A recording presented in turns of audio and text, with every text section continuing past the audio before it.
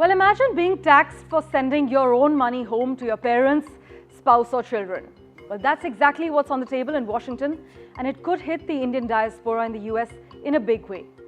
The US House Budget Committee has taken a big step towards pushing through what's being called President Donald Trump's One Big Beautiful Bill Act. Sounds poetic, right? But it's anything but.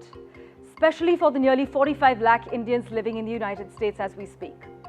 So what's buried in this 1,100-page legislative document? Well, the bill proposes a 5% tax on all international money transfers made by non-US citizens. That actually means Indian H-1B workers, green card holders, and even long-term residents who haven't taken up US citizenship, essentially the core of the Indian American workforce, will pay extra every time they send money back home. So whether it's $100 to help out with medical bills or $10,000 for a down payment, let's say in Mumbai, well, America wants 5% off the top. And the math? Well, according to RBI data, $32 billion was remitted to India from the US just in the year 2023-24. A 5% tax on that means $1.6 billion lost to Indian families in the blink of a congressional vote. This isn't limited to personal money transfers. The bill also targets investment income and stock option proceeds, which NRIs often route to India for real estate investments, startups, or family expenses. Suddenly, though, moving money across borders becomes a luxury and not a right. And unless you're a verified US sender, US citizen, you're fair game for this tax. Here's where it gets more politically charged, though. The revenue from this remittance tax, along with other funds in the bill, is earmarked for Trump's hardline immigration agenda.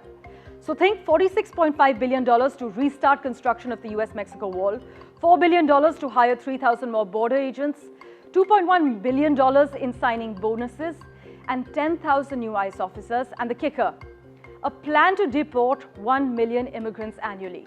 And for the first time in US history, asylum seekers would be charged a $1,000 application fee, placing the US alongside countries like Iran and Australia in monetizing asylum.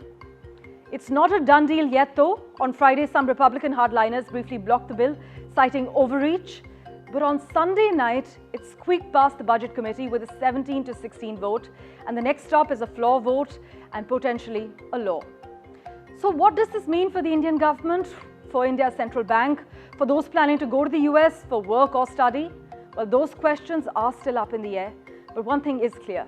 The Indian diaspora is staring at a direct hit to their ability to support loved ones back home.